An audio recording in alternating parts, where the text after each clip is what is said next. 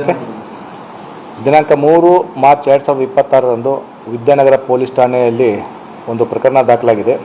ಪ್ರಕರಣದ ಸಾರಾಂಶವೇನೆಂತಂದರೆ, ಬಿರಾದರಾಗಿರ್ತಕ್ಕಂಥ ದಾವಣಗೆರೆ ನಗರದ ವಾಸಿ ಸುಮಾರು 66 ವರ್ಷ ವಯಸ್ಸಿನ ಇವರು ತಮ್ಮ ವ್ಯಾಪಾರ ಮತ್ತು ವ್ಯವಸಾಯ ಮಾಡ್ಕೊಂಡಿರ್ತಾರೆ. ಇವರಿಗೆ ತಮ್ಮ ಒಂದು ಕಾಮನ್ ಫ್ರೆಂಡ್ ಮುಖಾಂತರ ಒಬ್ಬ ಮಹಿಳೆ, ಆರೋಪಿತ ಮಹಿಳೆ ಸುಮಾರು 27 ವರ್ಷ ವಯಸ್ಸಿನ ಇವರು ದಾವಣಗೆರೆಯ ಖಾಸಗಿ ಆಸ್ಪತ್ರೆಯಲ್ಲಿ ಸ್ಟಾಫ್ ನರ್ಸ್ ಆಗಿರ್ತಾರೆ. ಅವರು ಪರಿಚಯ ಆಗುತ್ತೆ. ಆ ಪರಿಚಯ ಇವರಿಗೆ ಆದ ತಕ್ಷಣ ಒಂದು ಸ್ನೇಹ ಬೆಳೆಯುತ್ತದೆ.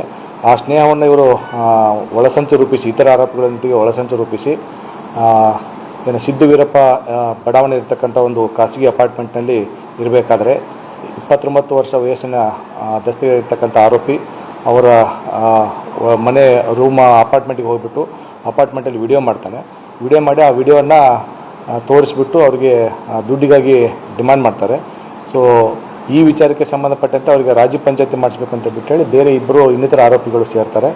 ಈ ಆರೋಪಿಗಳಲ್ಲಿ ಒಬ್ಬನು 41 ವರ್ಷ ವಯಸ್ಸಿನ, ಮೂಲತಃ ಇವನು ಭದ್ರಾವತಿ ಅವನು, ಆದರೆ ದಾವಣಗೆರೆಯಲ್ಲೇ ವಾಸ ಮಾಡ್ತಿರ್ತಾನೆ. ಇನ್ನೊಬ್ಬ 56 ವರ್ಷ ವಯಸ್ಸಿನ ಬಿಳ್ಚೋಡ್ ವಾಸಿ, ಈತನ ಕೂಡ ಇಬ್ಬರು ಅಲ್ಲಿ ಬರ್ತಾರೆ. ಬಂದು ಆಲ್ರೆಡಿ ಆ ರೂಮಲ್ಲಿರ್ತಕ್ಕಂಥ ಇನ್ನೊಬ್ಬ ಆರೋಪಿತ ಮಹಿಳೆ ಮತ್ತು ಈ ಒಂದು ಆರೋಪಿತ 27 ವರ್ಷ ವಯಸ್ಸಿನ ಸ್ಟಾಫ್ ನರ್ಸ್ ಕೂಡ ಅಲ್ಲಿದ್ದಾಗ ಇವರೆಲ್ಲರೂ ಕೂಡ ಅವನಿಗೆ ಒತ್ತಾಯಪೂರ್ವಕವಾಗಿ ಏನು ವಿಡಿಯೋ ಮಾಡಿಕೊಂಡಿರ್ತಕ್ಕಂಥದ್ದು ವಿಡಿಯೋವನ್ನು ತೋರಿಸಿ, ಈ ವಿಡಿಯೋನ ನಾವು ನೀನೇನಾದರೂ ನಮ್ಮ ಒಂದು ಹಣದ ಬೇಡಿಕೆಗೆ ಒಪ್ಪದೇ ಇದ್ದರೆ ಅದನ್ನು ನಾವು ಎಲ್ಲ ಮಾಧ್ಯಮದವರಿಗೆ ಮತ್ತು ಸೋಷಿಯಲ್ ಮೀಡಿಯಾದಲ್ಲಿ ಬಿಟ್ಟು ನಿಮಗೆ ಒಂದು ಮರ್ಯಾದೆಯನ್ನು ತೆಗಿತು ಅಂತ ಬಿಟ್ಟು ಹೇಳಿ ಅವರಿಗೆ ಹೆದರಿಸ್ತಾರೆ. ಆ ಒಂದು ಹೆದರಿದ ವ್ಯಕ್ತಿ ಫಿರ್ಯಾದಿದಾರರು ಅವರು ಡಿಮಾಂಡ್ ಮಾಡಿರ್ತಕ್ಕಂಥ 25 ಲಕ್ಷಕ್ಕೆ ಇಲ್ಲ, ನನ್ನ ಹತ್ರ ಹಣ ಇಲ್ಲ ಅಂತ ಬಿಟ್ಟೇಳಿ 12 ಲಕ್ಷಕ್ಕೆ ಅವ್ರನ್ನ ತಪ್ಪಿಸ್ಕೊಳ್ಳೋ ಒಂದು ನಿಟ್ಟಿನಲ್ಲಿ 12 ಲಕ್ಷ ಕೊಡ್ತೀನಿ ಅಂತ ಬಿಟ್ಟೇಳಿ ಅಲ್ಲಿಂದ ಬರ್ತಾನೆ. ಬಂದ ಮೇಲೆ ಇವರು ಪದೇ ಪದೇ ಅವರಿಗೆ ಫೋನ್ ಮಾಡಿ, ನೀನು ಹಣ ಕೊಡದೇ ಇದ್ದರೆ ನಿಮ್ಮ ಒಂದು ವಿಡಿಯೋನ ನಾವು ರಿಲೀಸ್ ಮಾಡ್ತೀವಿ ಅಂತ ಬಿಟ್ಟೇಳಿ ಒಂದು ಆವತ್ತಿನ ದಿನ 3ನೇ ತಾರೀಕು ಆಂಜನೇಯ ಬಡಾವಣೆ ಹತ್ರ ಬರೋಕ್ಕೆ ಹೇಳ್ತಾರೆ. ಆಂಜನೇಯ ಬಡಾವಣೆ ಹತ್ರ ಇವರು 1 ಲಕ್ಷ ರೂಪಾಯಿ ತೊಗೊಂಡೋದಾಗ ಒತ್ತಾಯಪೂರ್ವಕವಾಗಿ ಅದನ್ನು ಕಿತ್ಕೊಂಡು ಬಂದಿರತಕ್ಕಂಥ ಕಾರುಗಳಲ್ಲಿ ಹೋಗಿ ಇನ್ನೂ ಹೆಚ್ಚಿನ ಹಣ ಕೊಡದಿದ್ದರೆ ನಿನ್ನ ವಿಡಿಯೋನ ನಾವು ಮಾಧ್ಯಮದವರಿಗೆ ಮತ್ತು ಸೋಷಿಯಲ್ ಮೀಡಿಯಾದಲ್ಲಿ ಅದನ್ನು ಪ್ರಸಾರ ಮಾಡ್ತೀವಿ ಅಂತ ಬಿಟ್ಟೇಳಿ ಅವರಿಗೆ ಹೆದರಿಸಿದ ಹಿನ್ನೆಲೆಯಲ್ಲಿ ಸುಲಿಗೆ ಮಾಡಿದ ಹಿನ್ನೆಲೆಯಲ್ಲಿ ಈ ಪ್ರಕರಣ ದಾಖಲಿಸಿಕೊಂಡು 4 ಜನ ಆರೋಪಿಗಳನ್ನು ದಸ್ತಗಿರಿ ಮಾಡಿದ್ದೇವೆ. ಪ್ರಕರಣ ತನಿಖೆ ನಡೀತಾ ಇದೆ. ಈ ಒಂದು ಪ್ರಕರಣದಲ್ಲಿ 1 ಲಕ್ಷ ರೂಪಾಯಿಯನ್ನು ಸೀಸ್ ಮಾಡಿ ಮುಂದಿನ ಕ್ರಮನ ಕೈಗೊಳ್ತಾ ಇದ್ದೇವೆ. ಇದು ಮೇಲ್ನೋಟಕ್ಕೆ ಹನಿ ಟ್ರಾಪ್ ಥರ ಕಾಣ್ತಾ ಇದೆ, ಬಟ್ ಇನ್ನೂ ತನಿಖೆ ನಡೀತಾ ಇರೋದಿದೆ.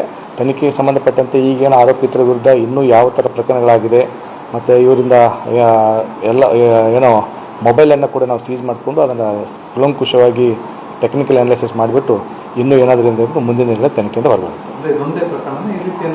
ಇದರಲ್ಲಿ ಈ ಒಂದು ಬಂಧಿತರ ಆರೋಪಿತಗಳ ಪೈಕಿ ಸುಮಾರು 56 ವರ್ಷವುಳ್ಳ ಬಿಳ್ಚೋಡ್ ವಾಸಿ ಈತನ ವಿರುದ್ಧ ಇದೇ ಥರದ ಪ್ರಕರಣ ಒಂದು ದಾಖಲಾಗಿದೆ ಅಂತ ಬಿಟ್ಟೇಳಿ ಇದೆ. ಅದರ ಜೊತೆಗೆ ಬೇರೆ ಬೇರೆ ಒಟ್ಟು 4 ಪ್ರಕರಣ ಆತನ ವಿರುದ್ಧ ದಾಖಲಾಗಿದ್ದು ಹೆಚ್ಚಿನ ಮಾಹಿತಿಯನ್ನು ನಾವು ಕಲೆ ಹಾಕ್ತಾ ಇದ್ದೆವು. ತನಿಖೆ ನಡೀತಾ ಇದೆ. ತನಿಖೆ ನಂತರ ಆರೋಪಿಗಳಲ್ಲಿ 4 ಜನ ಇದ್ದಾರೆ. 27 ವರ್ಷ ವಯಸ್ಸಿನ ಒಬ್ಬ ಹೆಣ್ಮಗಳು, ಅವರು ಖಾಸಗಿ ಆಸ್ಪತ್ರೆ ಸ್ಟಾಫ್ ನರ್ಸ್ ಆಗಿದ್ದಾರೆ.